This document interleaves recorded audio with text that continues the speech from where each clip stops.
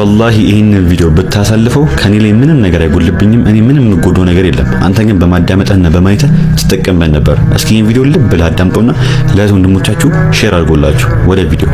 ወላሂ ወቢላሂ እምልላችኋለሁ ሰክረናል። ወላሂ ዱንያ አስክራናለች፣ እሽቅድድም አስክሮናል።